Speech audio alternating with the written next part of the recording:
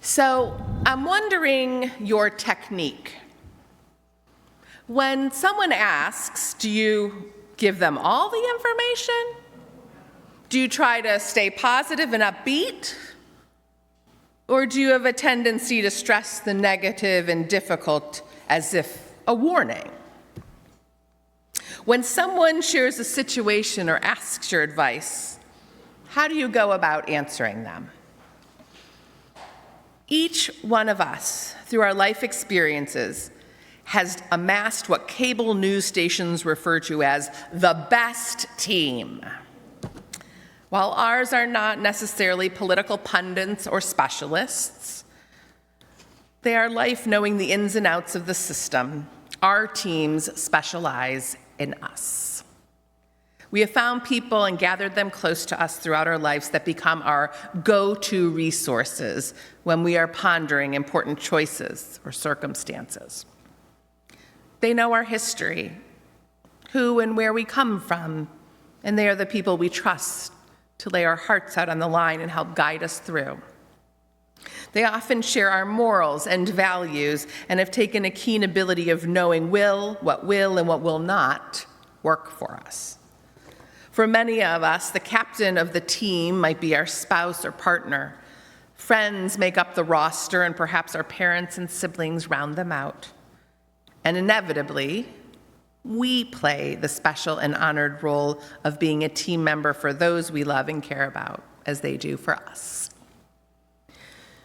So again, when a friend or loved one calls and asks you your advice, what's your approach?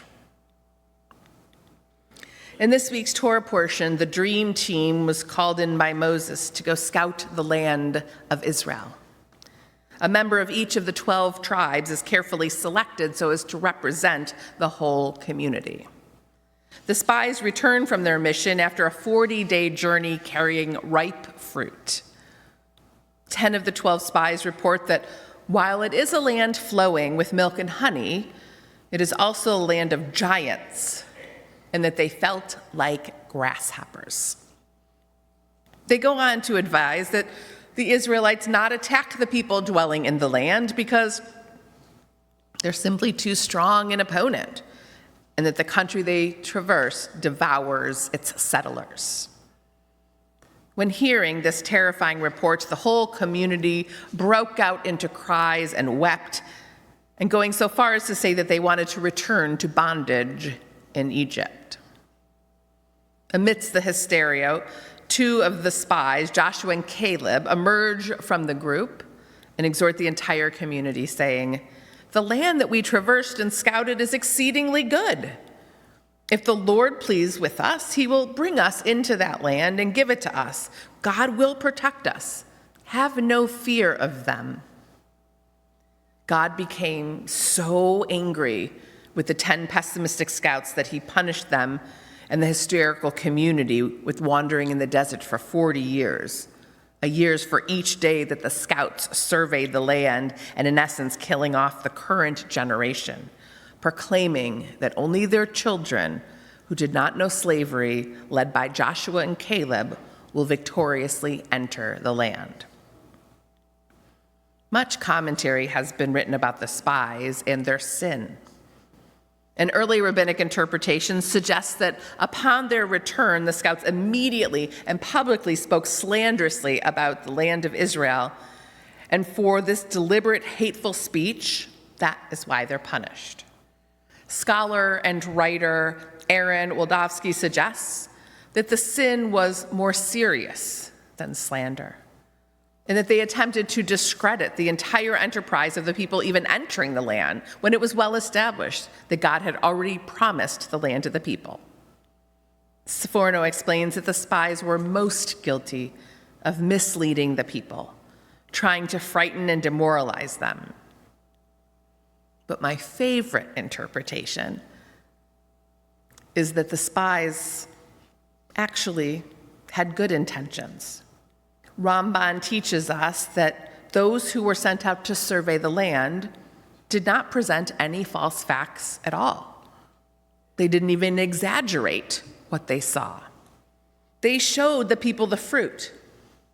It was simply a misunderstanding, their misunderstanding of the purpose of their mission and the manner they reported that went astray. They were sent on a reconnaissance mission with the task of bringing back strategic details on how to best conquer the land, not to persuade or dissuade the people from what was already a well-established goal. What I love about this final commentary and explanation is how it differs from the others. Nachmanides takes the rare position that the spies were proceeding with good and honest intention.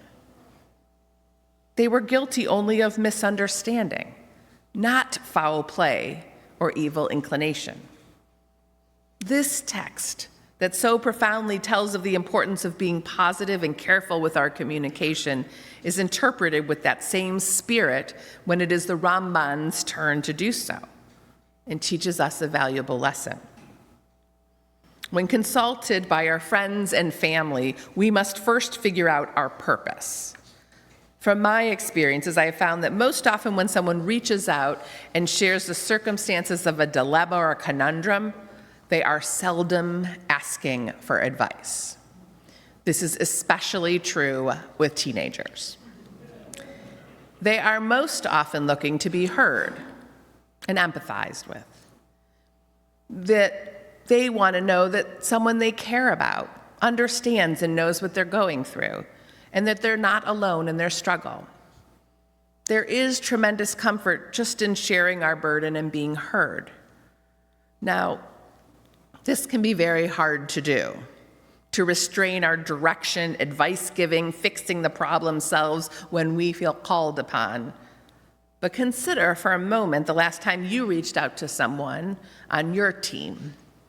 Were you looking for advice or just to be heard? The other lesson that we're reminded of by Nachmanides in the text is the power of being positive. The very sin that is so detrimental to the spies and the ancient Israelites is the negative and pessimistic report that 10 of them offer. And when looking through the commentaries, I'll say for one, they accuse the spies of having a bad agenda. We know all about the power of positive thinking and how it helps to create positive living.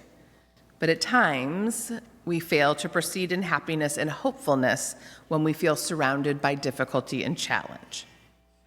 Giving others and ourselves the benefit of the doubt as Ramban models, and addressing challenges with a positive and faithful outlook, like Joshua and Caleb model, leads to better and more productive living and outcomes. And so on this Shabbat, when we read about the spies, may each one of us, trying to make sense of the world around us and find the best path for our journey, find inspiration to travel with others by providing comfort and presence, and to be able to look ahead with positive anticipation and a spirit to the adventure that is uniquely ours. Shabbat Shalom.